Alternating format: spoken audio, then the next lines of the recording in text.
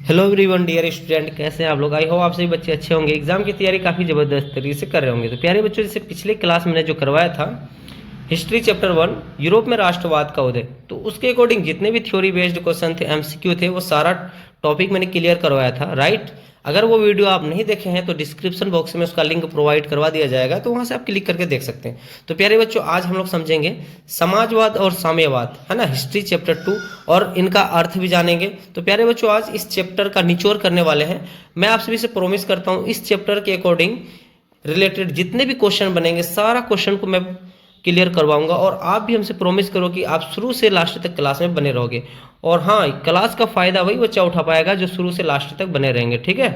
तो चलिए प्यारे बच्चों, अगर ये वीडियो आप देख रहे हैं, क्लास 10th के स्टूडेंट हैं, विद्यार्थी हैं, तो आप अपने दोस्तों को भी शेयर कर सकते हैं, ठीक है। ये पीपीटी पीडीएफ बनाने में काफ़ी समय लगता है। अगर आप अपने दोस्तों को शेयर कर देंगे तो हमें, है ना, लगेगा कि हाँ, इसका जो है ये मेहनत का कुछ थोड़ा सा फल मिला है, राइट। चलिए प्यारे बच्चों, क्लास को स्टार्ट करते हैं। सबसे पहले समाजवाद और साम्यवाद, ये चैप्टर का नाम रखा क्यों गया है, समाजवाद और साम्यवाद का क्या अर्थ होता है, चलिए समझते हैं, ठीक है।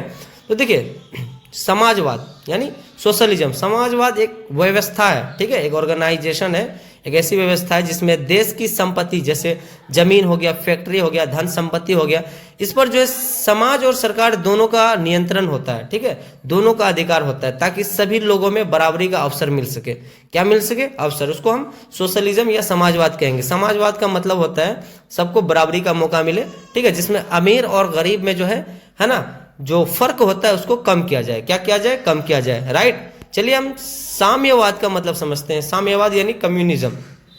तो देखिए, साम्यवाद एक ऐसी व्यवस्था है जिसमें कोई भी देश यानी किसी भी देश की जो सारी संपत्ति होता है, जैसे जमीन हो गया, फैक्ट्री हो गया, धन हो गया, इस पर पूरी तरीके से जो अधिकार होता है वो या तो समाज का होना चाहिए या सरकार का होना चाहिए, ठीक है। इसका नियंत्रण समाज या सरकार का होता है, जिसमें किसी भी लोगों का निजी संपत्ति नहीं होता है, ठीक है, या तो पूरा समाज का होगा या सरकार का होगा, ठीक है। तो उसको हम क्या बोलेंगे? साम्यवाद बोलेंगे। इसमें निजी संपत्ति नहीं होता है। साम्यवाद का मतलब होता है ना, सबका अधिकार हो, सारे लोग क्या हो, बराबर हो, ठीक है, सारे पब्लिक एक समान हो। तो देखिए, समाजवाद का आखिर उत्पत्ति कैसे हुई, किस प्रकार हुई, ये विचार आखिर सर्वप्रथम किसको आया, है ना।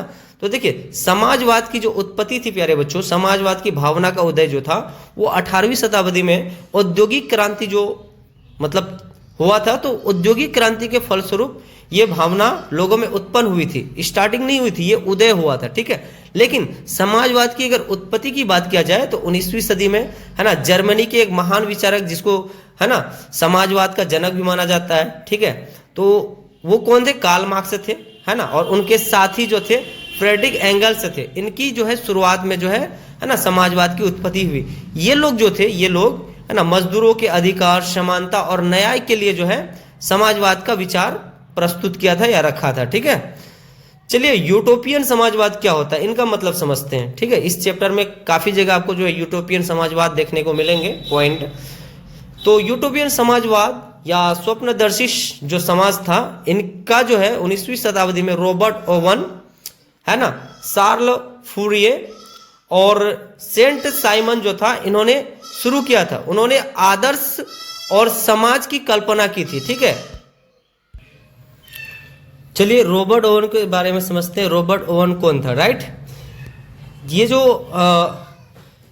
इमेज में जो दिख रहा है ये शख्स, ये कौन है? रॉबर्ट ओवन है, राइट। ये पर्सन जो दिख रहा है ये कौन है? रॉबर्ट ओवन है, सही से देख लीजिए, राइट। चलिए, रॉबर्ट ओवन का जन्म कब हुआ था, कहाँ हुआ था, इनके बारे में समझते हैं, ठीक है। इनके पूरे जीवन परिचय के बारे में समझते हैं। रॉबर्ट ओवन एक प्रसिद्ध जो था यूटोपियन समाजवादी विचारक थे। कौन थे? यूटोपियन समाज के जो है एक विचारक थे। उनका जो जन्म हुआ था, ठीक है, 1771 ईस्वी को, कब, कहाँ पे हुआ था? ब्रिटेन में हुआ था, ठीक है। तो ये कहाँ, मतलब ये यहाँ पे बहुत सारा ऑब्जेक्टिव बन सकता है। रॉबर्ट ओवन जो थे वो कौन थे? यूटोपियन समाजवादी विचारक थे। उनका जन्म कब हुआ था? 1771 में। कहाँ पे हुआ था? ब्रिटेन, जो अभी वर्तमान इंग्लैंड में पड़ता है, राइट। तो देखिए, वे जो है मजदूरों की जो हालात था वो सुधारना चाहता था रॉबर्ट ओवन, ठीक है। उन्होंने अपनी फैक्ट्री में जो है काम के घंटे कम कर दिया था। कौन? रॉबर्ट ओवन, ठीक है। मजदूरों के लिए अच्छी शिक्षा और रहने सहने की सुविधा दी थी, ठीक है। और वे मानते थे कि समाज को बराबरी और सहयोग से बेहतर बनाया जा सकता है। जो हमारे सोशलिज्म है उनको सुधारा जा सकता है। हम कह सकते हैं कि रॉबर्ट ओवन ने मजदूरों के लिए बेहतर जीवन और समान समाज और स्वप्नदर्शी समाज की बात की है। ठीक है, तो ये रॉबर्ट ओवन एक अच्छे विचारक थे। ठीक है, उसके बाद प्यारे बच्चों कार्ल मार्क्स है ना, जो समाजवादियों का जो है जनक कहा जाता है। ठीक है, इन्होंने जो है एक बहुत अच्छी पुस्तक लिखी थी। ठीक है, उनके बारे में अभी हम लोग जानेंगे। अगर आपको पता है तो आप कमेंट बॉक्स में अभी बता सकते हैं। ठीक है, मैं आप सभी का कमेंट को जो है देख रहा हूँ, तो आप बता सकते हैं। ठीक है, तो कार्ल मार्क्स जो था प्यारे बच्चों, कार्ल मार्क्स, ठीक है, ये एक महान समाजवादी और साम्यवादी विचारक थे। ठीक है, क्या थे? एक महान क्रांतिकारी और समाजवादी विचारक थे। ठीक है, साम्यवादी विचारक। इनका जो जन्म हुआ था 5 मई 1818 ईस्वी को जर्मनी के ट्रायर नगर में हुआ था। कहाँ पे हुआ था? इनके पिता हेनरी मार्क्स एक प्रसिद्ध वकील थे। राइट, मार्क्स जो था, मार्क्स ये समाजवाद का जनक माना जाता है। ठीक है, इन्होंने जो है दास कैपिटल नामक पुस्तक की रचना 1867 ईस्वी में किया था, जिसे समाजवादियों का बाइबिल भी कहा जाता है। क्या कहा जाता है प्यारे बच्चों? समाजवादियों का बाइबिल। ठीक है, देखिए जानते हैं इनका जीवन और कार्य। ठीक है, इनके जीवन के बारे में चलिए जानते हैं। तो कार्ल मार्क्स ने पढ़ाई के बाद जो है समाज और अर्थव्यवस्था पर गहराई से जो है रिसर्च किया है, अध्ययन किया। ठीक है, उस समय। और इन्होंने अपने मित्र, बचपन के जो इनका मित्र था, है ना, फ्रेडरिक एंगल्स, इनके साथ मिलकर काम किया। ठीक है, ये दोनों जो है मिलकर के 1848 ईस्वी तक कम्युनिस्ट मैनिफेस्टो नामक पुस्तक लिखी।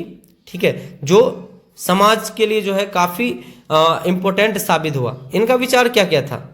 चलिए इनके आइडिया के बारे में जानते हैं। ये जो है वर्ग संघर्ष का जो है सिद्धांत दिया है ना। इनके अनुसार समाज को 2 वर्गों में बांटा गया था। एक अमीर वर्ग, जिसको हम पूंजीपति वर्ग कहते हैं। दूसरा श्रमिक वर्ग या गरीब वर्ग, जिसको हम लोग मजदूर कहते हैं। ठीक है, वे चाहते थे कि मजदूरों को उनका पूरा हक मिल सके। कौन? Karl Marx. उन्होंने निजी संपत्ति को खत्म करने और सब में बराबरी की हक यानी बराबरी लाने की बात कही थी। ठीक है, कार्ल मार्क्स जो थे प्यारे बच्चों, कार्ल मार्क्स के विचार से साम्यवाद यानी कम्युनिज्म की शुरुआत हुई थी। ठीक है, उनके विचारों का असर कई देशों पर पड़ा था। क्या पड़ा था? बहुत सारे देशों पर इनके विचारों का असर पड़ा था।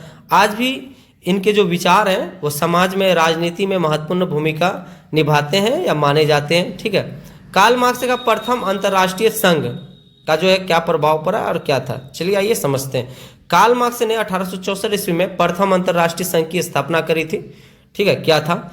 इसमें इनका प्रमुख भूमिका रहा था। इनका उद्देश्य था मजदूरों को एकजुट करना और उनके अधिकारों और उनके समानता जो था, समान अधिकार के लिए संघर्ष करना था, इनका उद्देश्य था। ठीक है, आइए मार्क्स तथा उनका दूसरा जो है अंतर्राष्ट्रीय संघ के बारे में समझते हैं।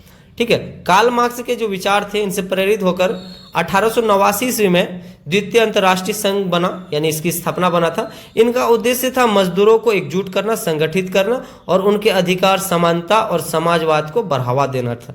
ठीक है, आइए प्यारे बच्चों जार निकोलस द्वितीय के बारे में समझते हैं। ठीक है, जार निकोलस द्वितीय है ना, एक कट्टरपंथी नेता थे। ठीक है, ये बहुत ही खराब नेता थे। इसको अंतिम है ना नेता माना जाता है रूस का। ठीक है, तो जार निकोलस जो द्वितीय थे, ये रूस के अंतिम सम्राट थे। इनका जो है शासन 1894 से लेकर 1917 तक चला। ठीक है, याद रखिए कब से कब तक चला? 1894 से लेकर के 1917 तक। ठीक है, और जार निकोलस द्वितीय रूस के अंतिम तानाशाही शासक थे, जिनके समय में रूसी क्रांति हुई थी। क्या हुई थी? रूसी क्रांति। ठीक है, तो ये जो थे ये पूर्ण रूप से तानाशाही शासन चलाते थे, है ना, तानाशाही, जो गरीबों को कुचलने का काम किया था। जनता को अधिकार और आज़ादी ये कम कर दिया था। कौन? जार निकोलस द्वितीय। ठीक है, उनके समय में रूस आर्थिक और सामाजिक समस्याओं से काफ़ी जूझ रहा था। ठीक है, और गरीबी, भूखमरी बहुत ज़्यादा फैल गया था। उनकी नीतियों से लोग नाराज थे, असंतुष्ट थे। 1917 ईस्वी की जो है रूसी क्रांति के कारण उन्हें गद्दी छोड़ करके भागना पड़ा। ठीक है, इसके साथ ही रूस में राजशाही शासन समाप्त हो गया। ठीक है, चलिए 1917 की बेल्शेविक क्रांति के बारे में समझते हैं। ठीक है, जब जार निकोलस द्वितीय अपना गद्दी छोड़ करके भागा था, जो क्रांति हुई थी। उसको बेल्शेविक क्रांति, बोल्शेविक क्रांति भी बोलते हैं। 1917 की बोल्शेविक क्रांति रूस में हुई थी, एक बड़ी क्रांति थी जिसका नेतृत्व जो किया था वो लेनिन किया था। लेनिन का पुराना नाम व्लादिमीर लेनिन था, ठीक है। यह क्रांति अक्टूबर 1917 में हुआ था। कब हुआ था प्यारे बच्चों? अक्टूबर 1917 में। इसमें जो था मजदूर, किसान, सरकार, है ना, किसके खिलाफ? जो मजदूर था, किसान था, उन्होंने सरकार के खिलाफ विद्रोह किया था। मजदूरों, किसानों ने सरकार के खिलाफ इसमें क्या किया था? विद्रोह किया था, राइट। उन्होंने जार की जो सरकार था उसको हटाकर नई सरकार बनाई थी, ठीक है। तो बोल्शेविक पार्टी सत्ता में आया था, इसलिए इस क्रांति का नाम बोल्शेविक क्रांति पड़ा, क्योंकि बोल्शेविक एक प्रकार का पार्टी था, ठीक है। 1917 में जो जार निकोलस द्वितीय के खिलाफ जो है ना, क्रांति जो किया था, तो उस क्रांति का नाम बोल्शेविक क्रांति पड़ा, ठीक है। ये भी सवाल आपका पूछ सकता है कि रूस में जार का अर्थ क्या होता था? तो रूस का सम्राट। तो चलिए प्यारे बच्चों, इसका रीजन जानते हैं, ये क्रांति का कारण क्या था। पहला कारण था गरीबी, बेरोजगारी, ठीक है। दूसरा कारण था किसानों और मजदूरों की जो स्थिति थी बहुत खराब हो गया था, बहुत दयनीय हो गया था। और जार की तानाशाही, ये सब क्या था? रीजन था क्रांति का, ठीक है, प्रोटेस्ट का रीजन था। परिणाम क्या हुआ? 1917 की जो अक्टूबर क्रांति थी, रूस में साम्यवादी यानी कम्युनिज्म सरकार बनी, जो समाज के लिए, हक के लिए, समाजों के बारे में सोचना शुरू कर दिया, ठीक है, सबको बराबरी का अधिकार दे दिया। जमीन और संसाधन जो था सरकार के नियंत्रण में आ गए, किसके? प्राइवेट लोगों के हाथों से छीन लिया गया, तो उसमें जो है सरकार के हाथों में आ गया। और दुनिया में जो है समाजवाद का प्रभाव बढ़ने लगा। 1917 की बोल्शेविक क्रांति में जो है लेनिन के नेतृत्व, ठीक है, लेनिन के नेतृत्व में मजदूरों ने सत्ता बदलकर साम्यवादी सरकार बनाई थी। क्या बनाई थी? साम्यवादी सरकार। चलिए प्यारे बच्चों, यहां से भी आपका ऑब्जेक्टिव बन सकता है क्रीमिया का युद्ध, ठीक है। क्रीमिया के युद्ध के बारे में चलिए समझते हैं। तो क्रीमिया का युद्ध जो हुआ था वो कब से कब तक चला था? 1853 से 1856 तक चला था, लगभग 3 साल चला था। ये जो है रूस और उस्मानी साम्राज्य के बीच हुआ था। उस्मानी साम्राज्य तुर्की के साम्राज्य थे, ठीक है, तुर्की के शासक थे। इसमें ब्रिटेन, फ्रांस ने उस्मानी साम्राज्य का साथ दिया था, याद रखिए। ये यहाँ से बहुत सारा पॉइंट बन सकता है, ऑब्जेक्टिव बन सकता है। सर्वहारा वर्ग काफी इंपॉर्टेंट सवाल है, कई बार पूछा गया है। सर्वहारा वर्ग का मतलब होता है समाज के, है ना, गरीब मजदूर वर्ग के लोग जिसके पास अपनी कोई संपत्ति या पूंजी नहीं होता है और जो मजदूरी करके अपना जीवन चलाता है, ठीक है, उसको हम क्या कहेंगे? सर्वहारा वर्ग कहेंगे। जो लोग केवल मेहनत काम करके पैसा कमाते हैं वही वर्ग क्या कहलाते हैं? सर्वहारा वर्ग कहलाते हैं। क्या कहलाते हैं? सर्वहारा। चलिए नेक्स्ट पॉइंट को समझते हैं, ठीक है। रूसी क्रांति की तारीख। तो रूसी क्रांति, जो रूस में जो क्रांति हुई थी, रूस में पहले जूलियन, है ना, कैलेंडर का इस्तेमाल किया जाता था। बाद में जो है, ये भी पॉइंट पूछ सकता है, रूस में पहले कौन से कैलेंडर का इस्तेमाल किया जाता था? तो जूलियन। बाद में जो है ना, ग्रेगोरियन कैलेंडर अपनाया गया, जो आज जो पूरी दुनिया में प्रचलित है। और हम लोग जो है ना, ग्रेगोरियन कैलेंडर का ही इस्तेमाल करते हैं, ठीक है। ये दोनों में जो है कितना दिन का अंतर था? 13 दिनों का अंतर था, ठीक है। कितने दिन का? 13 दिन का अंतर था, याद रखिए। तो 13 दिन यानी पीछे था, आगे था ये कौन सा कैलेंडर? ग्रेगोरियन कैलेंडर जो था वो 13 दिन आगे था, और जो रूस में जो कैलेंडर चल रहा था वो 13 दिन पीछे था। तो रूस में प्यारे बच्चों 1917 में 2 प्रमुख घटना घटी थी, 2 प्रमुख क्रांति हुआ था। पहला था फरवरी क्रांति, जो रूस के अकॉर्डिंग, है ना, और नया कैलेंडर के अकॉर्डिंग ये 12 मार्च से 1917 को हुआ था। अक्टूबर क्रांति, ठीक है, इसको हम बोल्शेविक क्रांति भी कहते हैं, जो 7 नवंबर 1917 का घटना था रूस के अकॉर्डिंग, रूसी कैलेंडर के अकॉर्डिंग, ठीक है। उसके बाद 1905 की क्रांति, जो 22 जनवरी 1905 को हुआ था, ठीक है, किसके अकॉर्डिंग? नया कैलेंडर के अकॉर्डिंग। अगर पुराना कैलेंडर के अकॉर्डिंग देखेंगे तो 13 दिन, है ना, 13 दिन पीछे। तो चलिए प्यारे बच्चों, 1975 में जो था, संयुक्त राष्ट्र संघ द्वारा 8 मार्च को जो है ना, महिला अंतर्राष्ट्रीय दिवस घोषित किया, जो प्रत्येक साल 8 मार्च को हम लोग महिला अंतर्राष्ट्रीय दिवस मनाते हैं, ठीक है।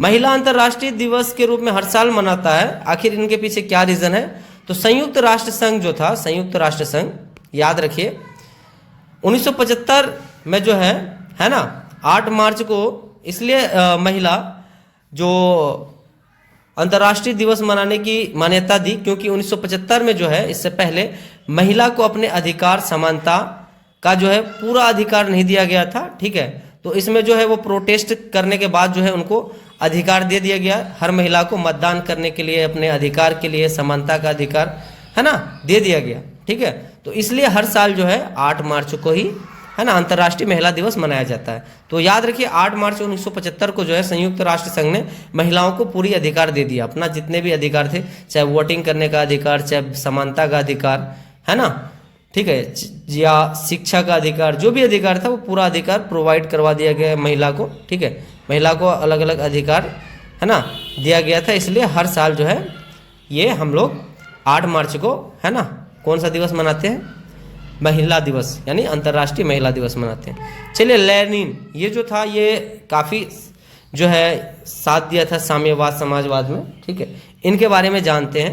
ठीक है, 1917 के बाद जो है ये क्रांति में काफ़ी 1917 की क्रांति में काफ़ी ये भूमिका निभाया था, नई आर्थिक नीति भी लाया था। तो लेनिन कौन था, तो इनका पूरा नाम व्लादिमीर लेनिन था। इनका जन्म 22 अप्रैल 1870 ईस्वी को जो है रूस के जो है उन्यान है ना उन्यानोशक नगर में हुआ था। ठीक है, इनका असली नाम क्या था, व्लादिमीर इलिच है ना उलियानोव। ठीक है, इनका पूरा नाम था। तो याद रखिए प्यारे बच्चों, ये जो रूस के ये महान क्रांतिकारी नेता थे, ये बेल्शेविक पार्टी के प्रमुख नेता थे। ठीक है, इन्होंने 1917 में बेल्शेविक क्रांति का नेतृत्व किया था, जो जार के शासन को इन्होंने समाप्त कर दिया था, उखाड़ फेंका था। ठीक है, इनका कार्य क्या क्या था प्यारे बच्चों, रूस में पहली साम्यवादी सरकार स्थापित की थी। ठीक है, इन्होंने और मजदूरों और किसानों के अधिकार के लिए अच्छा काम किया था और लड़ा भी था। ठीक है, ये देश की समानता लाने की कोशिश किया था लेनिन। ठीक है, लेनिन का जो जन्म हुआ था वो कब हुआ था, 22 अप्रैल 1870 ईस्वी को हुआ था। उन्होंने 1917 की क्रांति में है ना रूस में जो है साम्यवादी शासन स्थापित करने में काफ़ी महत्वपूर्ण भूमिका निभाई थी। ठीक है, लेनिन। उसके बाद देखिए ये जो इमेज देख रहे हैं आप, ये कौन है प्यारे बच्चों, लियोन ट्रोट्स्की है। ठीक है, याद रखिए लियोन ट्रोट्स्की एक प्रमुख क्रांतिकारी नेता था। इनका जन्म 1879 ईस्वी में जो है यूक्रेन में हुआ था। कहाँ पे हुआ था, यूक्रेन में। वे 1917 की बेल्शेविक क्रांति के मुख्य नेता में से एक महान नेता ये भी थे। ठीक है, ट्रोट्स्की। इन्होंने व्लादिमीर लेनिन के साथ मिलकर काफ़ी काम किया था और ये जो है लाल कुर्ती नामक है ना या रेड आर्मी नामक जो है सेना तैयार किया था। ठीक है, ये काफ़ी प्रमुख अच्छे नेता थे। इनका कार्य क्या क्या था प्यारे बच्चों, ये गृह युद्ध के समय लाल सेना को मजबूत बनाया था और रूस में साम्यवादी शासन स्थापित करने में काफ़ी अपने अहम भूमिका निभाई थी। ये एक अच्छे स्पीकर थे और एक अच्छे विचारक भी थे। ठीक है, ये भाषण जब देते थे तो लोगों को प्रेरित कर देते थे, मोटिवेट कर देते थे। बाद में इनका विवाद जोसेफ स्टालिन से हुआ। किससे हुआ, स्टालिन से। उन्हें देश से निकाल दिया गया और 1940 में जो है लेनिन की मृत्यु हो गई। ठीक है, कब हो गई मृत्यु, 1940 में। ठीक है, तो ट्रोट्स्की ने लेनिन के साथ मिलकर रूसी क्रांति में महत्वपूर्ण भूमिका निभाई थी और याद रखिए लाल सेना का नेतृत्व किसने किया था, लेनिन ने किया था। ठीक है, तो लाल सेना का नेतृत्व कौन किया था, साम्यवाद और समाजवाद में लाल सेना, ये चैप्टर 2 में जो है ना लाल सेना, और चैप्टर 1 में भी आपका लाल कुर्ती दिया होगा, तो उसमें दूसरा आंसर होगा, याद रखिए। ठीक है, ये जो इमेज आप देख रहे हैं ये कौन है प्यारे बच्चों, ये आपका जोसेफ स्टालिन है। कौन है, जोसेफ स्टालिन। ठीक है, ये जो इमेज आपको दिख रहा है ये किसका है, जोसेफ स्टालिन का है। जोसेफ स्टालिन सोवियत संघ के प्रमुख नेता थे। कहाँ के, सोवियत संघ के। इनका जन्म जो हुआ था 1878 ईस्वी को जॉर्जिया में हुआ था। कहाँ पे हुआ था प्यारे बच्चों, जॉर्जिया में। याद रखिए लेनिन के बाद है ना, लेनिन के बाद स्टालिन ही सत्ता में आया था। इन्होंने सोवियत संघ को लगभग 1924 से 1953 तक जो है चलाया यानी शासन किया। ये बहुत कड़े शक्तिशाली शासक माने जाते हैं, बहुत ही कड़े शक्तिशाली थे। ठीक है, इनका कार्य क्या क्या था, ये देश में जो है इंडस्ट्रीज यानी उद्योगों का तेजी से विकास कराया। ठीक है, जो साम्यवादी व्यवस्था था धीरे धीरे ये खत्म करने का कोशिश किया। ठीक है, और खेती में सामूहिक खेती लागू कर दिया था और देश को मजबूत और औद्योगिक शक्ति बनाया ये, ठीक है। इन्होंने शासन में शक्ति दिखाई और इनके समय में लोगों पर कड़ा नियंत्रण था, ठीक है, लोगों पर काफी नजर था। स्टालिन ने सोवियत संघ को शक्तिशाली बनाया, लेकिन उनका शासन बहुत ही कठोर था, याद रखिए। क्या था? बहुत ही कठोर। ये जो शख्स दिख रहा है ये मिखाइल गोर्बाचोव है। कौन है? Mikhail Gorbachev. तो याद रखिए मिखाइल गोर्बाचोव जो है सोवियत संघ का, है ना, अंतिम प्रमुख नेता थे। इनके बाद सोवियत संघ को विघटित कर दिया गया था, याद रखिए। 1985 ईस्वी में सोवियत संघ के राष्ट्रपति बने थे ये। क्या बने थे? सोवियत संघ का राष्ट्रपति कब बना था? 1985 ईस्वी में। इन्होंने देश में सुधार करने की कोशिश करी थी, सोवियत संघ, ठीक है। क्या करने की कोशिश की थी? सुधार। ये जो था, है ना, पेरेस्ट्रोइका में जो है अर्थव्यवस्था का पुनर्गठन किया, है ना। और ग्लासनोस्त, है ना, ये एक प्रकार का अर्थव्यवस्था था जिसमें खुलापन और अभिव्यक्ति आजादी दी। आइए इनका परिणाम को समझते हैं। इनके सुधारों से लोगों को ज्यादा आजादी मिली। अंत में 1991 में जो था प्यारे बच्चों, सोवियत संघ विघटित हो गया, टूट गया, ठीक है। तो याद रखिए मिखाइल गोर्बाचोव ने 1985 में सत्ता संभाली और सुधारों के कारण सोवियत संघ का, है ना, रास्ता का जो है अंत हो गया, यानी अंत का रास्ता बन गया, ठीक है। तो सोवियत संघ का यहीं से विघटन हो गया। तो पूछेगा ऑब्जेक्टिव में आपका सोवियत संघ का विघटन कब हुआ? तो 1991 ईस्वी को, ठीक है। उसके बाद संयुक्त राष्ट्र संघ अमेरिका जो है वो, है ना, पूंजीपति वर्ग के रूप में उभर करके आया। तो शीत युद्ध क्या होता है प्यारे बच्चों? शीत युद्ध काफी इंपॉर्टेंट पॉइंट है, सवाल भी यहां से बन सकता है, ये काफी इंपॉर्टेंट टॉपिक है, ठीक है। शीत युद्ध का मतलब होता है ना, बातों बातों का युद्ध। शीत युद्ध एक ऐसा युद्ध था जिसमें सीधे लड़ाई नहीं हुई, बल्कि विचारों यानी बातों और शक्तियों का प्रतिस्पर्धा बना, तानाशाही बना। यह युद्ध पूंजीवादी देश और साम्यवादी देशों के बीच हुआ था, यानी सोवियत संघ, रूस और संयुक्त राज्य अमेरिका के बीच। पूंजीवादी गुट का नेता संयुक्त राज्य अमेरिका था और साम्यवादी गुट का नेता सोवियत संघ था, ठीक है। तो इसमें सीधे युद्ध नहीं हुई थी, लड़ाई नहीं हुई थी, ठीक है। दोनों देश एक दूसरे से आगे निकलना चाहता था, अपना शक्ति को मजबूत करना चाहता था। इसमें हथियारों और ताकतों की होड़ लगी रही, ठीक है। तो याद रखिए प्यारे बच्चों, सोवियत संघ जो था वो बाद में जो है विघटित हो गया। संयुक्त राज्य अमेरिका एक शक्तिशाली, है ना, शक्ति के रूप में उभरा, जो अभी भी है। तो शीत युद्ध जो था वो अमेरिका और सोवियत संघ के बीच बिना सीधी लड़ाई का विचारों का संघर्ष था, ठीक है। आइए अब कुछ जो है ना, आपका जो अभ्यास प्रश्न है उनको देखते हैं।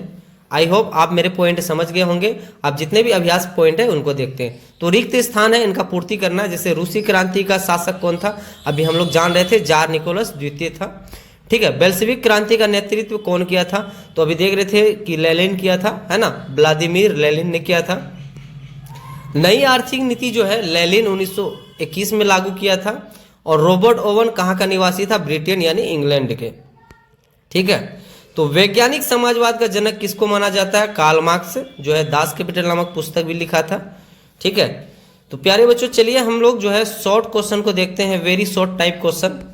पूंजीवाद क्या होता है? पूंजीवाद, तो पूंजीवाद जो है एक अर्थव्यवस्था है, ठीक है, जिसमें उत्पादन के साधन जैसे कारखाना, जमीन हो गया, ये निजी व्यक्ति के पास होता है ना। इसका अधिकार एक निजी व्यक्ति होता है। जितने भी प्राइवेट कंपनियां हैं, कॉरपोरेट सेक्टर है, सबके सब किसमें आएंगे? पूंजीवाद में, है ना। इसका मुख्य उद्देश्य लाभ कमाना होता है। जैसे मुकेश अंबानी, अडानी का ये सब का जो कंपनी है, सबके सब क्या है? निजी कंपनी है, और ये सब पूंजीवाद में आएंगे, ठीक है। चलिए खूनी रविवार के बारे में समझते हैं प्यारे बच्चों। खूनी रविवार क्या है? तो खूनी रविवार जो है जनवरी 1905 में रूस का ये घटना है, जिसमें जार निकोलस द्वितीय जो थे, है ना, वो क्या थे? वो वहाँ के नेता थे, सम्राट थे।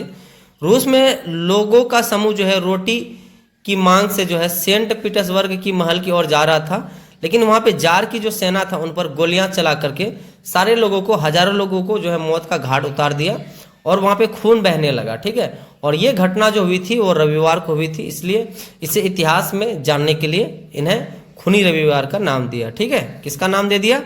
इतिहासकार जो है ना, इनको खूनी रविवार का नाम दे दिया।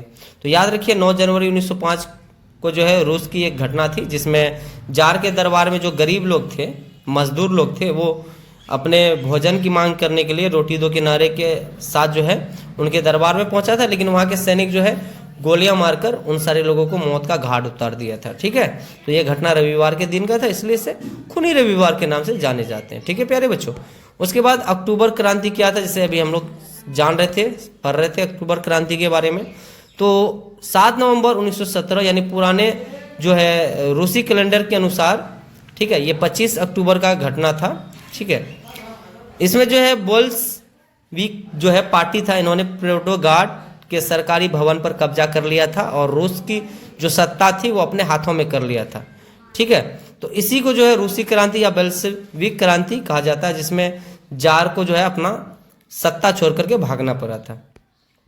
उसके बाद देखिए सर्वहारा वर्ग किसे कहते हैं, तो सर्वहारा वर्ग का मतलब होता है समाज के गरीब मजदूर वर्ग के लोग। ठीक है, तो समाज का वह वर्ग जिसमें गरीब मजदूर किसान आम लोग शामिल होते हैं, जिसके पास अपनी आजीविका चलाने के लिए उनको मेहनत के अलावा कोई और साधन नहीं होता है, मेहनत करते हैं, श्रम करते हैं, उनको जो है मजदूरी करते हैं, उनको हम सर्वहारा वर्ग कहते हैं। क्या कहते हैं प्यारे बच्चों, सर्वहारा वर्ग। उसके बाद देखिए रूसी क्रांति से पूर्व वहाँ की किसानों की स्थिति कैसी थी। रूसी क्रांति जो हुआ था 1917 का, उनसे पहले जो है वहाँ के किसानों की स्थिति किस प्रकार थी। तो देखिए प्यारे बच्चों, रूसी क्रांति से पहले किसानों की स्थिति बहुत खराब था, अत्यंत दयनीय थी। उसके पास बहुत छोटे छोटे खेत थे, खेत के टुकड़े थे, और वो लोग जो है कर यानी टैक्सेस के बोझ से जो है वो लोग दबे हुए थे, है ना। और वे पुराने तरीके से खेती, घिसे पीटे तरीके से खेती कर रहे थे, जिसके कारण उनके पास काफ़ी ज़्यादा कर्ज हो गया था टैक्स का, और वो लोग भूखे मर रहे थे। ठीक है, तो ये सब उनकी स्थिति थी क्रांति से पहले। लेकिन क्रांति करने के बाद जो है उनके साथ काफ़ी राहत आया, काफ़ी उनका जो है हक के लिए लड़ा, तो इनसे जो है उनको काफ़ी फायदा हुआ। ठीक है, उसके बाद देखिए शॉर्ट टाइप क्वेश्चन को देखेंगे, चलिए, है ना। ये आपका जो है अभ्यास प्रश्न है, आई होप आप सभी को समझ में आता होगा। एक बार आप लोग वीडियो को जरूर लाइक कर दीजिए। ठीक है, आप लोगों के लिए काफ़ी मेहनत करते हैं पीपीटी बनाने में, पीडीएफ बनाने में। तो रूसी क्रांति के किन्हीं 2 कारण के बारे में पूछ रहा है वर्णन करने के लिए। तो रूसी क्रांति के 2 कारण इस प्रकार थे, जैसे कि जार की निरंकुशता, जार बहुत ही हरामी शासक था, बहुत ही खराब शासक था। रूस का जो शासक जार निकोलस द्वितीय था, वो स्वेच्छाचारी राजा थे, बहुत ही हरामी नेता थे। वह आम जनता की ज़रूरत को नज़रअंदाज करता था, जिससे लोगों में, है ना, असंतोष यानी नाराज़गी फैल गया। पहला तो ये कारण था जनता का। दूसरा, मजदूरों और किसानों की स्थिति बहुत ख़राब थी, हालत बहुत ख़राब था, दयनीय स्थिति था। रूस में मजदूरों को कम वेतन में ज़्यादा काम करना पड़ता था, और किसानों के पास बहुत कम ज़मीन थी, जिसके कारण से उसके पास टैक्स भी बहुत ज़्यादा उनको पे करना पड़ता था। ठीक है, देना पड़ता था सरकार को, और गरीबी भूखमरी ने जनता को जो है क्रांति के लिए मजबूर कर दिया था। ठीक है, तो ये 2 कारण था। उसके बाद देखिए रूसीकरण की नीति कहाँ तक उत्तरदायी थी। ठीक है, या रूसीकरण की क्रांति, है ना, रूसीकरण की नीति क्रांति हेतु कहाँ तक उत्तरदायी थी। ठीक है, चलिए इस पॉइंट को हम लोग समझते हैं। रूसीकरण की जो नीति था वो क्रांति हेतु कहाँ तक उत्तरदायी था। तो रूस में बहुत सारे अल्पसंख्यक जाति थे, जैसे कि आपका पोल हो गया, फिन हो गया, यहूदी हो गया। जैसे हमारे भारत में हिंदू, मुस्लिम, सिख, ईसाई है, उसी प्रकार वहाँ पे पोल, फिन, यहूदी जाति रहती थी। जार ने इन सभी पर अपना भाषा यानी रूसी भाषा और रूसी संस्कृति थोपने का कोशिश किया था। जैसे आप अगर हिंदू है, आपको ज़बरदस्ती मुस्लिम बनाने का कोशिश करेगा, या आप अगर मुस्लिम है ज़बरदस्ती हिंदू बनाने का कोशिश करेगा, तो आपको बहुत गहरा सदमा लगेगा, आघात लगेगा आपको, और उनके खिलाफ आप आवाज़ उठाना शुरू कर देंगे। उसी प्रकार वहाँ के जनता पर जो है अपनी संस्कृति, अपने जात थोपने का कोशिश किया था रूसीकरण की नीति। ठीक है, इसके कारण गैर रूसी लोगों में भारी गुस्सा पैदा हो गया। जैसे आप पे अगर कोई भी अलग धर्म थोपने का कोशिश करेगा तो आपको भी गुस्सा होगा। ठीक है, उसी प्रकार इनको गुस्सा, बहुत सारे लोगों को मतलब बहुत ज़्यादा गुस्सा पैदा हो गया था। इन्होंने अपनी पहचान बचाने के लिए जार के शासन के खिलाफ आवाज़ उठाई, जिससे क्रांति के लिए, है ना, क्रांति मतलब शुरू हो गया, और लोग जो है इनका एक आधार बनाया, क्रांति को मजबूरन अपना आधार बनाया और क्रांति को मजबूत किया। ठीक है, तो रूसीकरण नीति क्रांति के लिए उत्तरदायी था, हम कह सकते हैं बहुत ज़्यादा उत्तरदायी था। ठीक है, उसके बाद चलिए तीसरा नंबर का सवाल है, साम्यवाद एक नई आर्थिक एवं सामाजिक व्यवस्था थी कैसे। तो साम्यवाद जो है पुरानी पूंजीवादी व्यवस्था को बदलकर नई शुरुआत करना चाहता था, जैसे सामाजिक बदलाव किया था, करना नहीं चाहता था, जैसे सामाजिक बदलाव। इसने वर्ग में जो भेदभाव था, गरीबी अमीरी, इनकी खाई को खत्म कर दिया और सर्वहारा जो मजदूर वर्ग था इनका सम्मान को बढ़ा दिया। ठीक है। उसके बाद आर्थिक बदलाव, उत्पादन के जो साधन थे, साधनों पर एक व्यक्ति का हक न होकर के पूरे समाज और सरकार का नियंत्रण हो गया। ठीक है। समाजवाद का मतलब ही वही होता है और इसका उद्देश्य लाभ कमाना नहीं बल्कि सभी की जरूरतों को पूरा करना था। ठीक है। चलिए समझते हैं कि नई आर्थिक नीति यानी ईपी, न्यू इकोनॉमिक पॉलिसी जो था, मार्क्सवादी सिद्धांतों के साथ समझौता था कैसे। तो प्यारे बच्चों, जो लेनिन थे, लेनिन द्वारा ये 1921 में लाई गई है ना, ये पॉलिसी थी, नई आर्थिक नीति। ये पूरी तरीके से साम्यवादी नहीं थी। मार्क्सवादी के अनुसार जो है सब कुछ सरकारी होना चाहिए था, लेकिन लेनिन ने व्यवहारिक कठिनाइयों को देखते हुए सीमित मात्रा में निजी संपत्ति और पूंजीवादी को भी थोड़ा बहुत अनुमति दे दिया था। ठीक है। जैसे किसानों को अनाज बाजार में बेचने की थोड़ा बहुत छूट दे दी थी, छोटे उद्योगों को निजी हाथों में दे दिया था, छोटा मोटा जो भी कारोबार था वो चला सकता था, छोटा मोटा, बहुत छोटा मोटा कह सकते हैं। इसी कारण से इसे मार्क्सवादी सिद्धांतों के साथ एक छोटा समझौता कहा गया। ठीक है। उसके बाद देखिए, प्रथम विश्व युद्ध में रूस की पराजय ने क्रांति हेतु मार्ग यानी एक रास्ता बनाया कैसे, मार्ग प्रशस्त किया कैसे। ठीक है। तो प्रथम विश्व युद्ध में जो है रूस की जो सेना थी वो पूरी तरीके से हार गई थी। क्या हो गई थी? हार गई थी। ठीक है। और युद्ध के कारण रूस में अनाज की कमी हो गई, कीमतें आसमान छूने लगी, काफ़ी महंगाई बढ़ गई और हजारों सैनिक इसमें मारे गए थे, याद रखिए। और जनता जो था, जनता का जार से विश्वास पूरी तरीके से उड़ गया था और लोगों को लगा कि जब तक ये जार है ना शासन करेगा तब तक देश को बर्बाद करते रहेगा। ठीक है। और इस हार ने जार की कमजोरी को उजागर कर दिया और रूस में जो है क्रांति की लहर दौड़ गई। रूस में जो है क्रांति आग की तरफ फैलने लगा। ठीक है। तो इस प्रकार जो है क्रांति के लिए प्रथम विश्व युद्ध में हारना जार के लिए क्रांति को तेज कर दिया। चलिए लॉन्ग टाइप क्वेश्चन को देखते हैं। ये आपको जो पूछेगा 4 मार्क्स या 5 मार्क्स में पूछेगा, ज़्यादातर 4 मार्क्स में पूछा जाता है। पहला सवाल है कि रूसी क्रांति के कारणों की विवेचना करें। रूसी क्रांति के क्या कारण थे? तो याद रखिए प्यारे बच्चों, रूसी क्रांति 1917 की क्रांति थी। ये विश्व इतिहास को एक युगांतकारी घटना, एक महत्वपूर्ण घटना बना दिया था। सारा जितने भी विश्व थे इनके क्रांति से प्रेरित हो गए थे। इसके प्रमुख कारण इस प्रकार थे, जैसे जार की निरंकुशता से हम सभी अभी जार के बारे में जान रहे थे। जार बहुत ही हरामी शासक थे। ठीक है। ये जो जिद्दी शासक था है ना, वह देवी अधिकारों में विश्वास करता था और जनता की समस्या को नहीं देखता था। ठीक है। उसके बाद किसानों की दयनीय स्थिति है ना, रूस की जो बहुसंख्यक, बहुत ज़्यादा आबादी में जो किसान थे उनके पास बहुत छोटे छोटे जमीन थे, वे पुराने तरीके से खेती कर रहे थे और वो करों के बोझ से दबे हुए थे। ठीक है। और इन पे जो है जार ध्यान नहीं दे रहा था। मजदूरों की काफ़ी स्थिति खराब थी ना, मजदूरों की स्थिति। औद्योगिक क्रांति के कारण मजदूर वर्ग का उदय हुआ था। उन्हें बेहद कम वेतन मिलता था और 12 से 15 घंटे काम करना पड़ता था और उनकी स्थिति गुलामों जैसी बन गई थी। रूसीकरण की नीति है ना, जार ने गैर जो जनता थे, गैर रूसी जनता, उस पर अपना भाषा, अपना संस्कृति थोपने का है ना कोशिश किया, जिससे वहाँ पे विद्रोह की भावना जग गई। उसके बाद प्रथम विश्व युद्ध में जो उनका हार हुआ था, जिससे भी हम लोग समझ रहे थे। ठीक है। युद्ध में जो है रूस की लगातार हार के बाद जार का जो है सेना कमजोर हो गया था और उनकी कमजोरी उजागर हो गई थी और वहाँ पे अकाल का हालत पैदा हो गया था। ये सब कारण था है ना रूसी क्रांति का। ठीक है। उसके बाद देखिए प्यारे बच्चों, नई आर्थिक नीति एनईपी क्या था?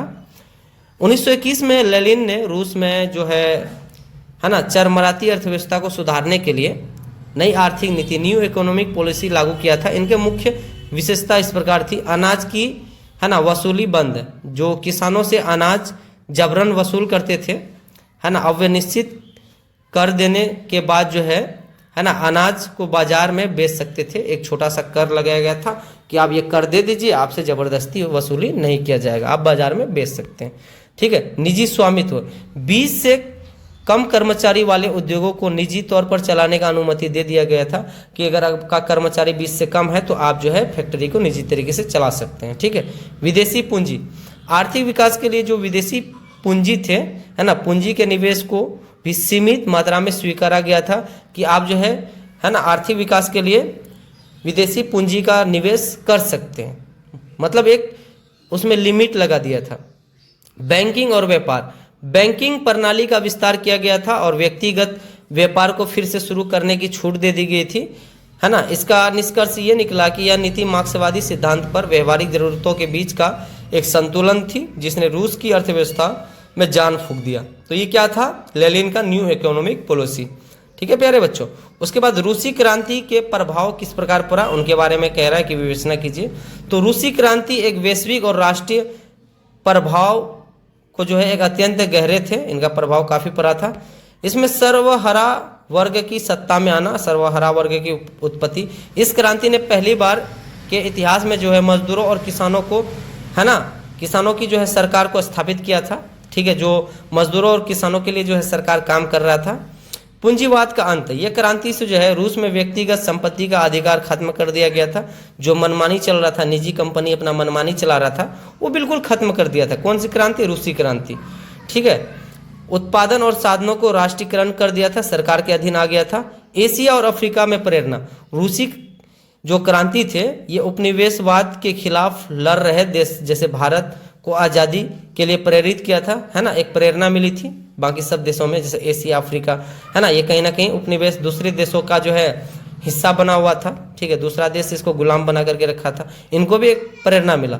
विश्व विभाजन, दुनिया जो वैचारिक रूप से दो गुटों में बटे हुए थे, एक तरफ साम्यवादी और दूसरी तरफ पूंजीवादी देश, है ना, इनमें आ गया। ठीक है, नियोजित अर्थव्यवस्था, रूस में 5 वर्षीय योजना के माध्यम से तेजी से औद्योगिक क्रांति का विकास किया जिसे बाद में कई देशों में, है ना, अपनाया गया, कई देश ने इसे अपनाया। ठीक है प्यारे बच्चों, इस प्रकार जो है इनका असर पड़ा रूसी क्रांति का। ठीक है, कार्ल मार्क्स की जीवनी और सिद्धांत के बारे में पूछ रहे हैं वर्णन करने के लिए। तो कार्ल मार्क्स का जन्म 5 मई 1818 को जर्मनी के ट्रायर नगर, है ना, यहूदी परिवार में हुआ था। इन्होंने बर्लिन विश्वविद्यालय में जो है अपना शिक्षा प्राप्त किया था और ये पर्सनिक जो दार्शनिक थे, इनके गुरु हेगेल, इनके विचारों से ये प्रभावित हुए थे। बाद में ये पेरिस में उनकी मुलाकात, है ना, फ्रेडरिक एंगल्स से हुई, जो इनके साथी थे, है ना, जो इनके जीवन भर तक मित्र रहे। ठीक है, इनके प्रमुख सिद्धांत क्या क्या थे प्यारे बच्चों, द्वंद्वात्मक भौतिकवाद का सिद्धांत, है ना। मार्क्स का मानना था कि समाज का विकास आर्थिक परिस्थितियों के आधार पर ही होता है, पहला सिद्धांत ये था। दूसरा, इतिहास की भौतिकवादी व्याख्या, मार्क्स का मानना था प्यारे बच्चों कि हर बड़ी घटना के पीछे, है ना, जितने भी घटना होता है उनके पीछे पैसा और उत्पादन के साधन होते हैं।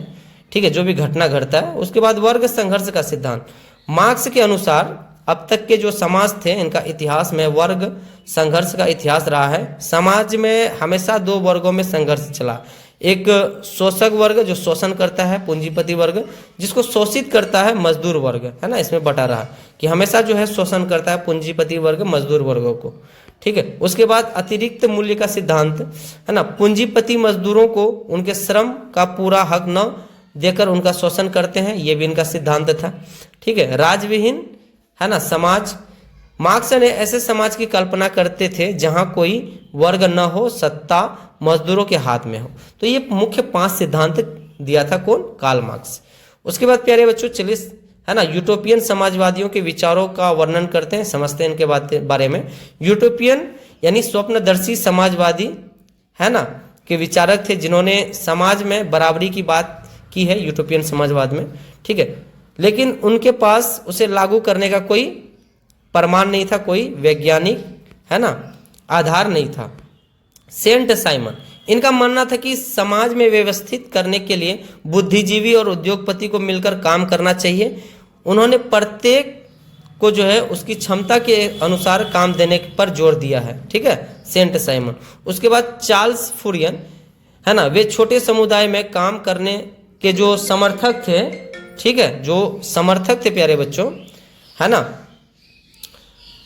ताकि और जीवन को जो है खुशहाल बनाया जा सके, इनका मानना था। किसका मानना था, किनका मानना था प्यारे बच्चों, चार्ल्स फूरियन का। ठीक है, वे छोटे समुदाय में काम करने के जो समर्थक थे ताकि उसका उत्पादन और जीवन को खुशहाल बनाया जा सके।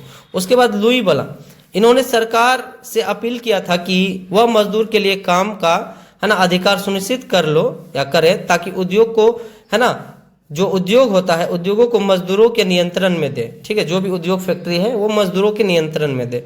किनका मानना था? लुई बोला का। उसके बाद रॉबर्ट ओवन, ये इंग्लैंड के जो उद्योगपति थे, है ना, उद्योगपति ने कारखाने में मजदूरों की अच्छी सुविधाएं दी, रॉबर्ट ओवन। ठीक है, यह साबित कर दिया कि मजदूरों का भला करके मुनाफा कमाया जा सकता है। रॉबर्ट ओवन प्यारे बच्चों एक कंपनी के फैक्ट्री के मालिक थे, ये इंग्लैंड के बहुत बड़ा उद्योगपति थे। ये मजदूरों का जो है काफ़ी सारा सुविधा दिया था, है ना, और मजदूरों का भलाई में काम किया था और काफ़ी अच्छा मुनाफा भी कमाया था रॉबर्ट ओवन, ये साबित कर दिया था। इसमें कमी भी थी प्यारे बच्चों, है ना, इनके विचार केवल नैतिक उपदेशों तक सीमित रहे थे, यह नहीं, है ना, बता पाए कि पूंजीवाद को क्रांति के जरिए कैसे हटाया जाए, है ना, पूंजीवाद को हटाने की बात नहीं कही थी। आई होप प्यारे बच्चों आप सभी को मेरा क्लास पसंद आया होगा। आप सभी को बेस्ट ऑफ लक। आपने मेरा क्लास शुरू से लास्ट तक मतलब अटेंड किया। ठीक है, तो आपको अगर पीडीएफ चाहिए, अगर आप हमारे इंस्टीट्यूट के बच्चे हैं तो आपको जो है पीडीएफ ग्रुप में प्रोवाइड करवा दिया जाएगा। अगर आप मेरे इंस्टीट्यूट के नहीं हैं तो आप मेरे चैनल के जो है अबाउट सेक्शन में जाकर के मेरा व्हाट्सअप नंबर होगा, उसमें आप जो है कमेंट कर सकते हैं। ठीक है, तो आप सभी को जो है मेरा पीपीटी पीडीएफ प्रोवाइड करवा दिया जाएगा। बेस्ट ऑफ लक प्यारे बच्चों। ठीक है, और मिलेंगे नेक्स्ट वीडियो में नेक्स्ट टॉपिक के साथ। तब तक के लिए जय हिंद, बाय बाय। और हाँ, ये वीडियो अगर आपको अच्छा लगा हो तो आप अपने दोस्तों फ्रेंडों को शेयर कर दीजिए। ठीक है, वीडियो को लाइक कर दीजिए ताकि हमें पता चल सके कि हमने जो भी कोशिशें, जो भी थोड़ा प्रयास किया था उनका हमें, है ना, फल जरूर मिला। तो मिलेंगे नेक्स्ट वीडियो में, तब तक के लिए जय हिंद, बाय बाय। अगर आप चैप्टर 1 का जो है वीडियो नहीं देखे हैं तो डिस्क्रिप्शन बॉक्स में इसका लिंक हिस्ट्री का प्रोवाइड करवा दिया जाएगा और वहाँ से क्लिक करके आप देख सकते हैं। मिलेंगे नेक्स्ट वीडियो में, तब तक के लिए जय हिंद, बाय बाय।